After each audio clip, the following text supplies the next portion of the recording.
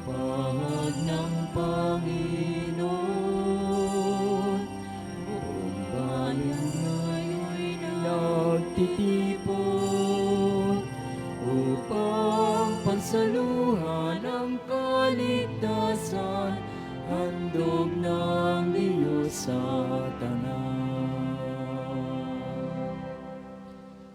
Sa ngalan ng Ama, ng Anak at ng Espiritu Santo, Amen. sumainyo ang Panginoon. At sumainyo rin. Atin pong itaas sa Panginoong Diyos at sa tulong at panalangin ni Padre Pio ang mga biyayang ating hinihiling ngayon.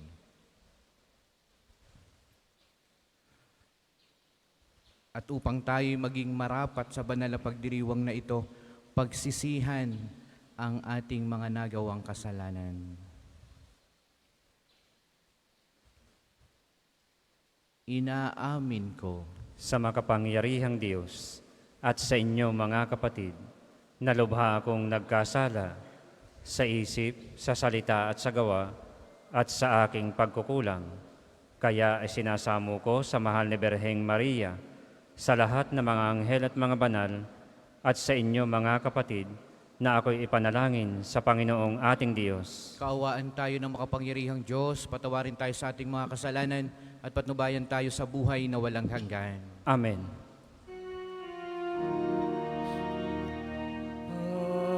Panginoon, kaawaan mo kami. Panginoon, kaawaan mo kami. Kristo, kaawaan mo kami. Kristo, kaawaan mo kami. Panginoon, kaawaan mo kami. Panginoon, kaawaan mo kami.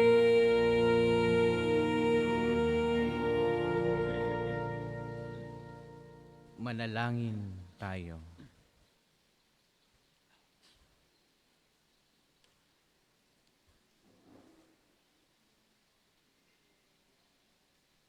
Ama naming makapangyarihan, maisalob nawa naming palagian ang mga galing sa Espiritu ng kabanalan upang sa salita at gaway aming magampanan ang lahat ng iyong mga kinalulugdan sa pamagitan ni Kristo kasama ng Espiritu Santo magpasawalang hanggan. Amen.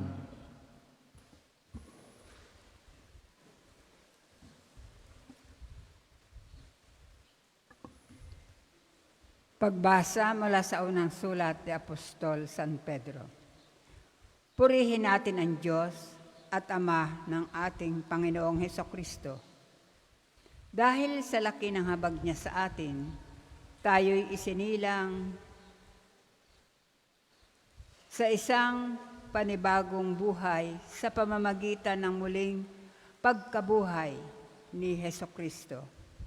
Ang bagong buhay na iyan ang nagbigay sa atin ng malaking pag-asa.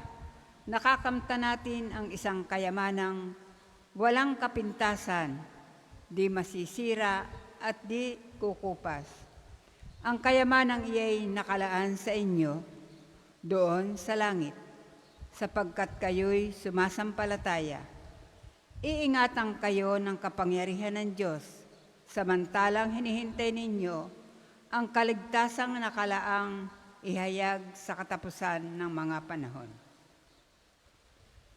Ito'y dapat ninyong ikagalak, bagamat maaaring magdanas muna kayo ng iba't ibang pagsubok sa loob ng maikling panahon. Ang ginto na nasisira ay pinararaan sa apoy upang malaman kung talagang dalisay. Gayon din naman ang inyong pananampalataya na higit kaysa ginto na pinararaan sa pagsubok upang malaman kung talagang tapat. Sa gayon, kayo'y papupurihan, dadakilain at pararangalan sa araw na mahayag si Hesukristo. Hindi ninyo siya nakita kailanman. Ngunit siya ay inibig na ninyo. Hindi pa ninyo siya nakikita magpahanggang ngayon. Ngunit nananalig na kayo sa Kanya. Dahil dito, nag-uumapaw na ang inyong puso, ang kagalakang di kayang ilarawan sa salita, sapagkat inaani na ninyo ang bunga ng inyong pananampalataya, ang inyong kaligtasan. Ang salita ng Diyos. Salamat sa Diyos. Salmong tugunan, pangako ng poon natin, lagi nating gunitain. Pangako ng puon natin, lagi nating gunitain. Buong puso siyang pasasalamatan, aking pupurihin sa gitna ng bayan, kasama ng mga lingkod na hinirang. Napakadakila ang gawa ng Diyos, pinananabikan ng lahat ng lingkod. Pangako ng poon natin, lagi nating gunitain. Sa may pagkatakot, pagkaisagana, pangako ng poon ay hindi nasisira. Ipinadama sa inyo sa mga hinirang ang kapangyarihan niyang tinataglay na ibigay niya lupa ng dayuhan. Pangako ng poon natin, lagi nating gunitain. Kaligtas ay dulot sa mga hinirang, may ipinangakong walang hanggang tipan. Banal at dakila ang kanyang pangalan at pupurihin pa magpakailanman. Pangako ng poon natin, lagi nating gunitain. Magsitayo po lahat.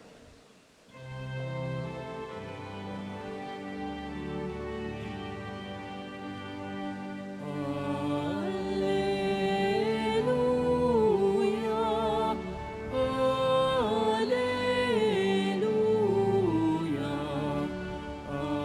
alleluia,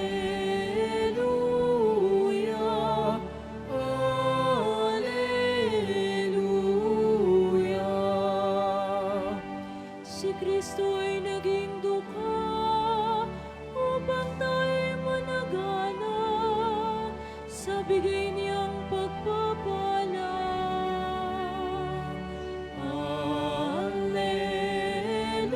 Alleluia, alleluia,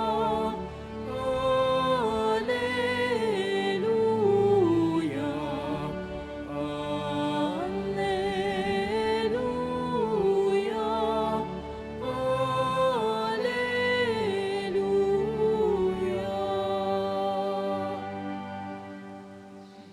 Sumainyo ang Panginoon. At sumainyo rin.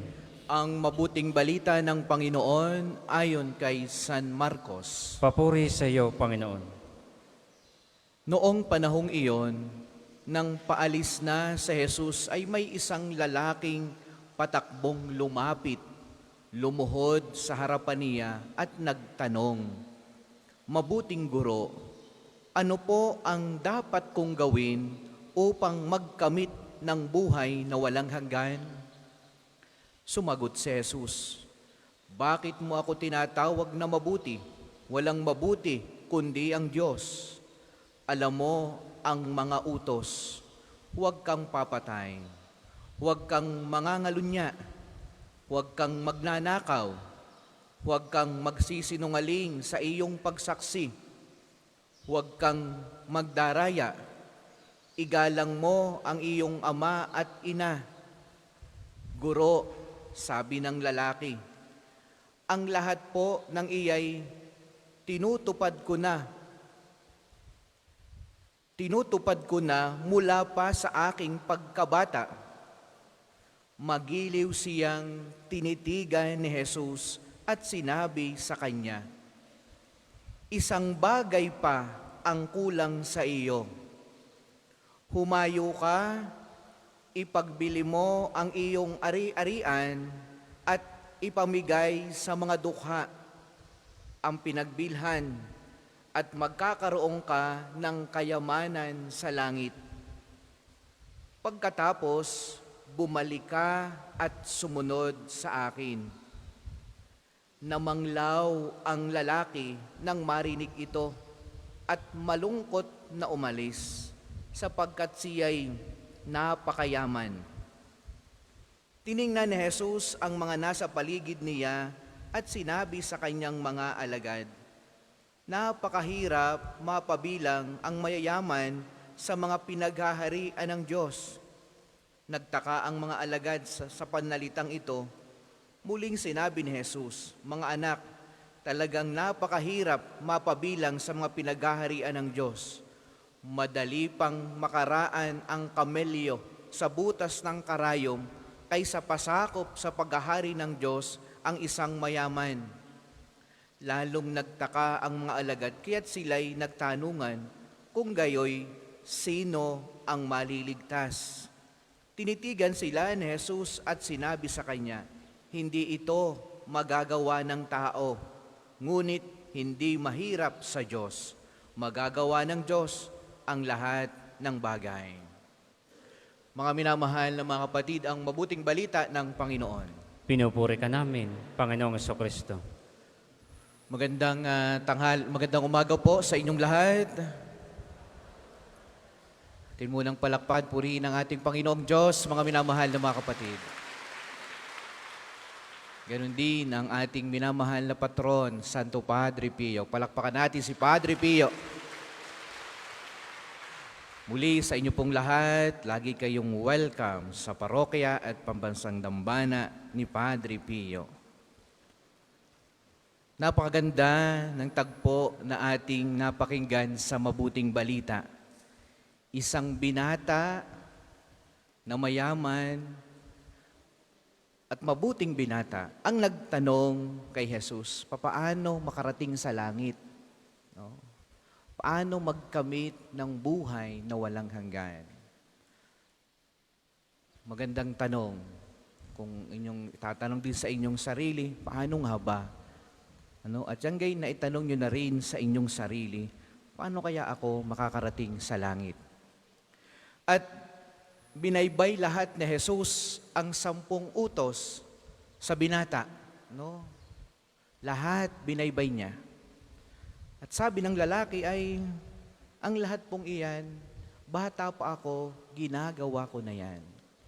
Ibig sabihin, ang lalaking ito, ang binatang ito'y matuwid. Sinusunod niya ang utos ng Diyos. Kaya ang ginawa ni Jesus ay magiliw siyang tinitigan. Pinagmasdan ni Jesus ang lalaki. Sabi niya, meron pang isang bagay ang kulang sa iyo. Siya'y matuwid, sumusunod sa batas, simula nung siya'y bata, magalang sa magulang.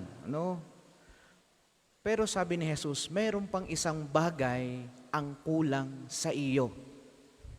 At yan ang maganda nating pagnilayan. Ano kaya yung isang bagay pa ang kulang sa akin para ako'y magkamit ng buhay na walang hanggan? Marahil ako ay sumisimba araw-araw o linggo-linggo. Ako'y nag-aalay sa simbahan. Ako'y matuwid na tao. Pero ramdam mo, may kulang pa rin sa iyo. Kaya nga sabi ni Jesus, may isang bagay pa ang kulang sa iyo. Inyong itanong sa inyong sarili, ano kaya yung isang bagay pang sinasabi ni Jesus sa akin? Ang kulang na kulang pa. Baka hindi lang isang bagay, baka maraming bagay pa.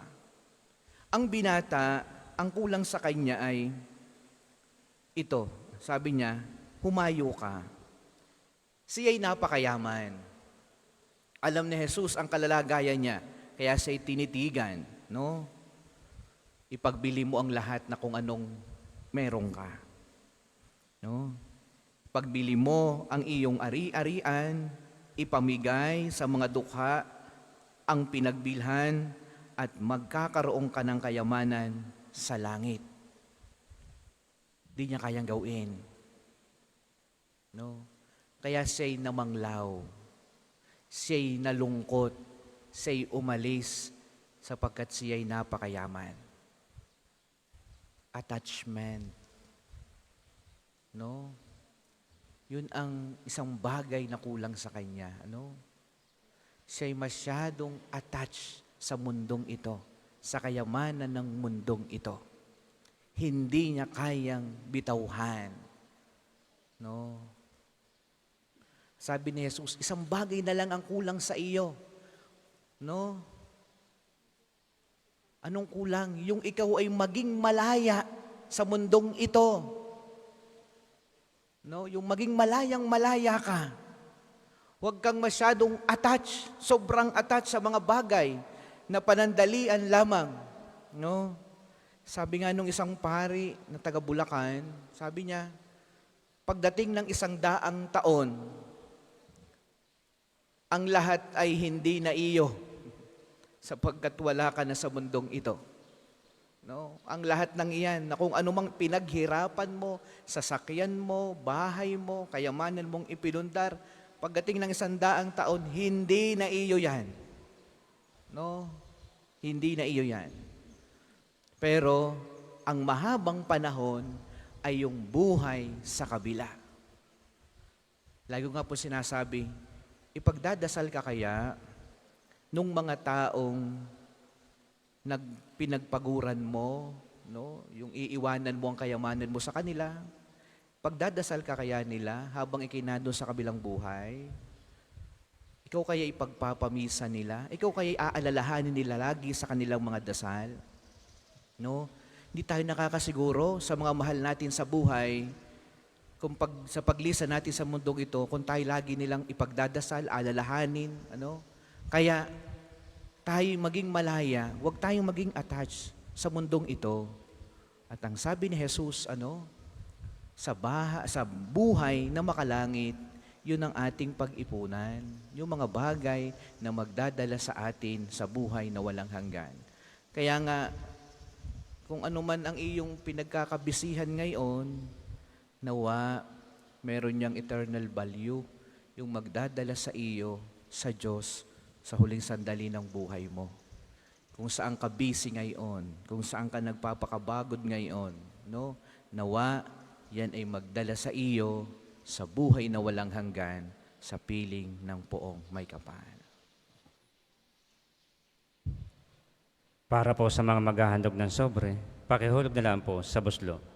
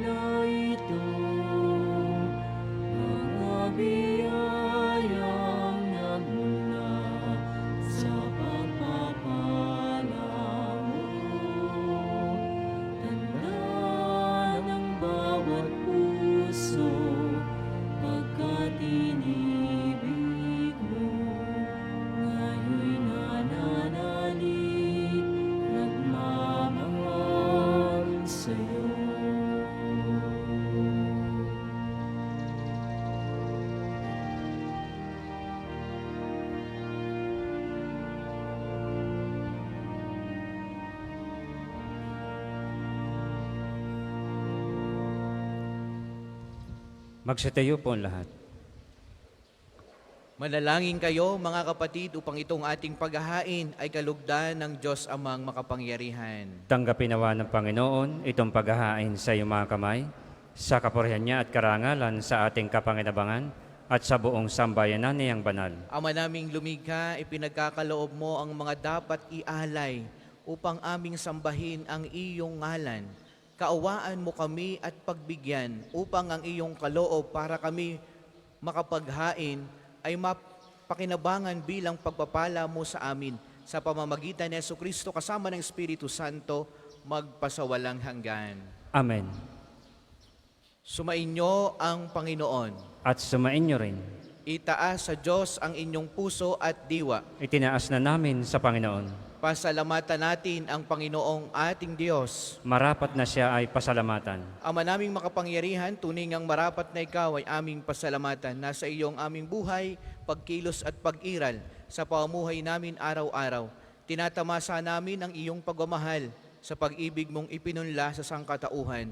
Ang Espiritu Santo'y unang aning bigay ng anak mong naglagak sa amin ng katiyakang nakalaang mabuhay kami sa piling mo kailanman. Kaya, kaysa ng mga anghel na nagisiawit ng papuri sa iyo, nang walang humpay sa kalangitan, kami nagbubunyi sa iyong kadakilaan.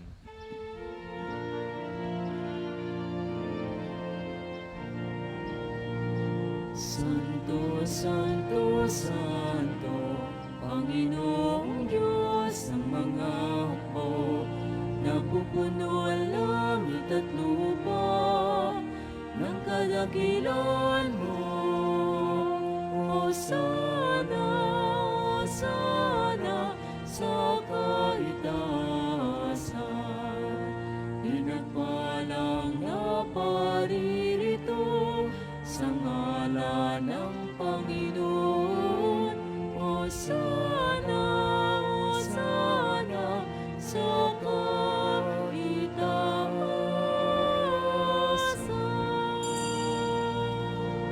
Kung hindi po kayang lumuhod, manatili pong nakatayo ng may paggalang.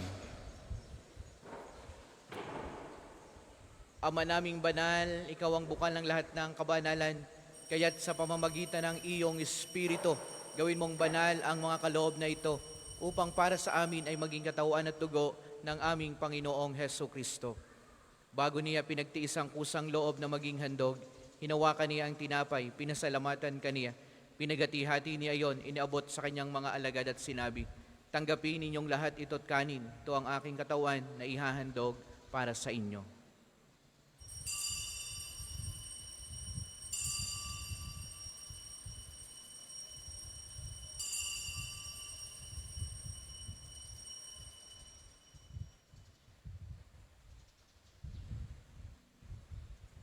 Gayon din naman noong matapos ang hapunan, hinawakan niya ang kalis, muli kaniyang pinasalamatan. Iniabot niya ang kalis sa kanyang mga alagad at sinabi, "Tanggapin ninyong lahat ito tinumin, ito ang kalis ng aking dugo, ng bago at walang hanggang tipan. Ang aking dugo na ibubuhos para sa inyo at para sa lahat, sa ikapagpapatawad ng mga kasalanan. Gawin niyo ito sa pag-alaala sa akin."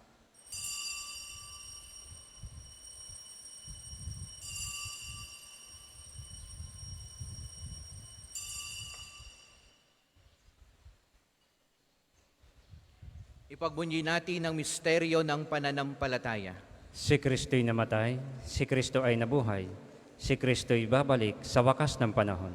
Ama, ginagawa namin ngayon ang pag-alaala sa pagkamatay at muling pagkabuhay ng iyong anak. Kaya tiniaali namin sa iyo ang tinapay na nagbibigay buhay at ang kalis na nagkakaloob ng kaligtasan.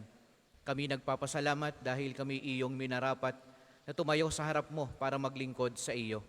Isinasamo namin kaming magsasalo-salo sa katawan at dugo ni Kristo ay mabuklod sa pagkakaisa sa pamamagitan ng Espiritu Santo.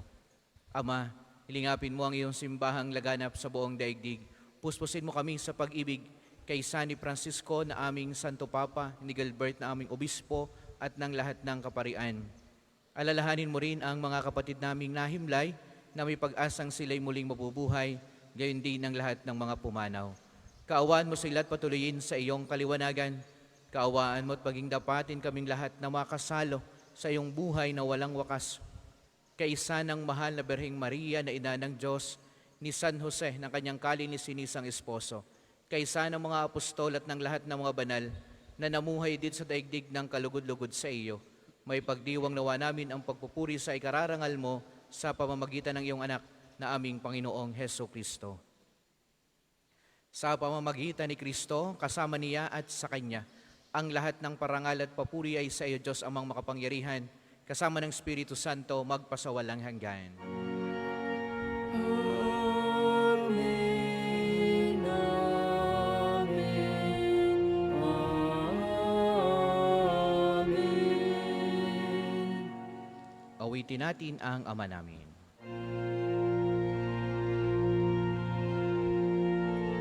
Ama namin, sumasalangit ka, sambahin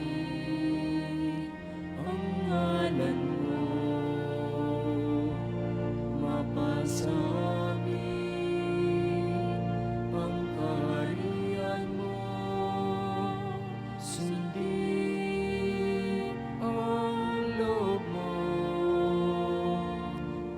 sa lupa para nang sa langit. Bigyan mo kami ngayon ng aming kakanin sa araw-araw. At patawarin mo kami sa aming mga sala para ng pagpapatawad namin sa nakakasala sa amin.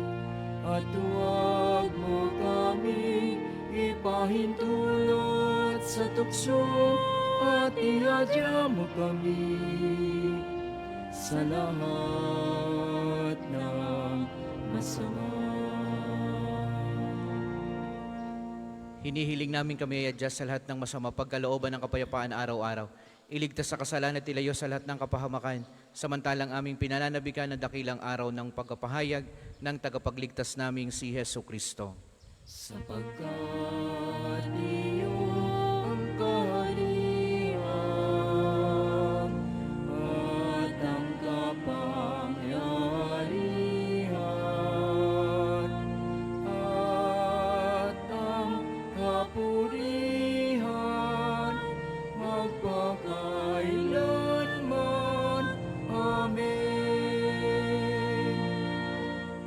Panginoong Hesukristo, sinabi mo sa iyong mga apostol, kapayapaan ang iniiwan ko sa inyo, aking kapayapaan ang ibinibigay ko sa inyo. Tunghayan mo ang aming pananampalataya at wag ang aming mga pagkakasala. Pagkalooban mo kami ng kapayapaan at pagkakaisa ayon sa iyong kalooban, kasama ng Espiritu Santo, magpasawalang hanggan. Amen. Ang kapayapaan ng Panginoon naway lagi pong sumainyong lahat. At sumain niyo rin. Magbigayan kayo ng kapayapaan sa bawat isa. Kordero ng Diyos na nag-aalis ng mga kasalanan ng sanlibutan, maawa ka sa amin. Kordero ng Diyos na nag-aalis ng mga kasalanan ng sanlibutan, maawa ka sa amin. Kordero ng Diyos na nag-aalis ng mga kasalanan ng sanlibutan, ipagkaloob mo sa amin ang kapayapaan. Kung hindi po kayang lumuhod, manatili pong nakatayo ng may paggalang.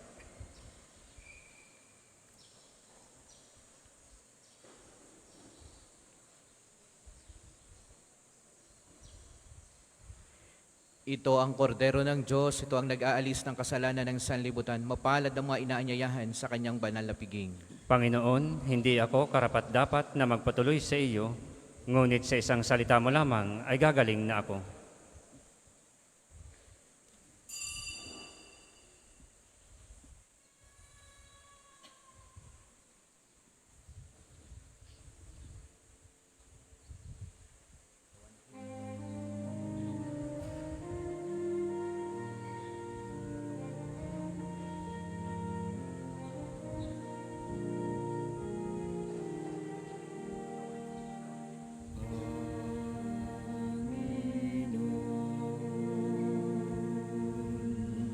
Turuan mo akong maging bukas palad.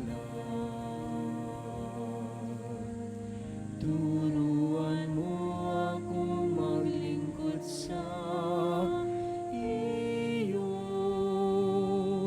na magbigay ng ayon sa nararapat,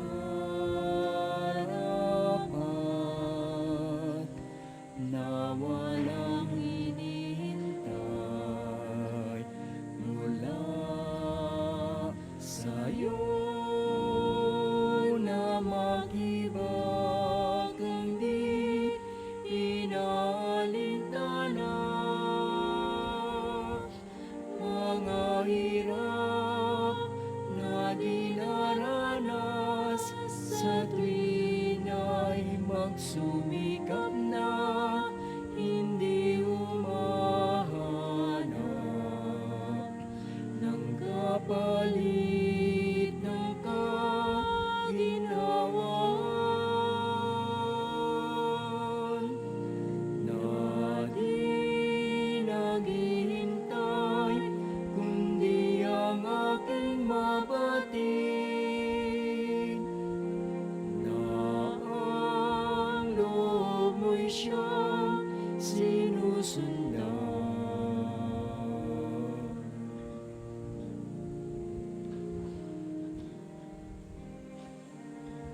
Ang isasagawang second collection ay ginagamit sa patuloy na pagpapaunlad ng parokya at pambansang dambana ni Santo Padre Pio at para sa mga pangangailangan ng matatanda at may sakit na mga pari ng Archdiocese ng Lipa.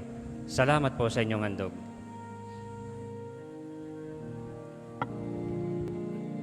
Na di naghihintay, kundi ang aking mabatid, na ang loob mo'y siyang sinusundan.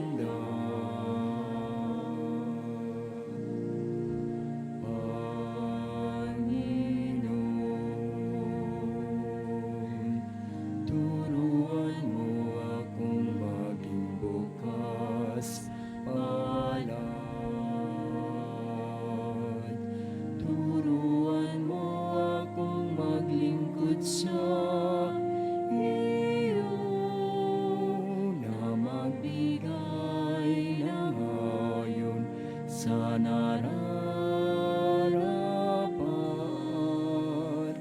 na walang inihintay mula sa'yo.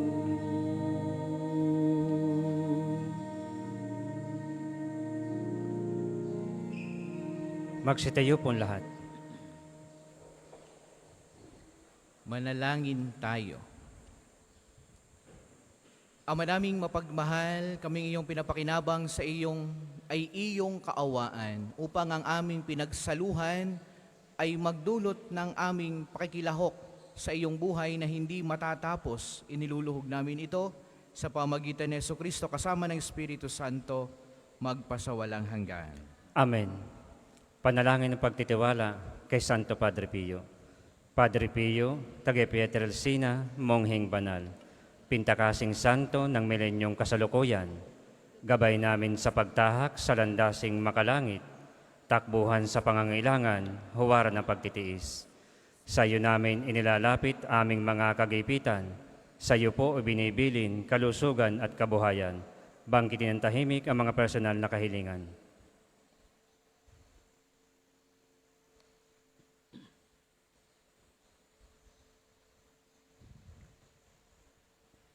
Di mang karapat-dapat, kami po ay pagbigyan. Bendisyonan at basbasan, maging ganap sa buhay. Lumayo nawa kami, umiwas sa kasalanan. Lumapit lagi sa Diyos, maging matatag at matibay. Sa mabuting balita ng pagliligtas, turuan mo kami nawa. Sa tuwina ay makinig, magnilay at sumampalataya. Amin pong pakiusap itong mga kahilingan. Puso ay nagsisisi, nagtitikang taimtiman. Di na muling magkasala, sunod lagi sa Diyos Amang, kaisa ng Espiritu at ni Jesus na tagapamagitan. Amen. Ang lahat po'y magsiupo para sa mga patalastas. Una, sa inyong pagdalaw sa pambansang dambana, mangyaring pakaingatan ang inyong mga personal na gamit. Hangad namin ang isang matiwasay at maayos na pagbisita sa National Shrine. Ikalawa, sa pagnanais natin palawakin ang dokumentasyon at datos ng mga pilgrims and devotees na bumibisita sa pambansang dambana, kami po ay nag-aanyaya sa inyong lahat na makilahok sa ginagawang pagkalap ng impormasyon na makakatulong sa pagpapaunlad ng ating turismong pangsimbahan.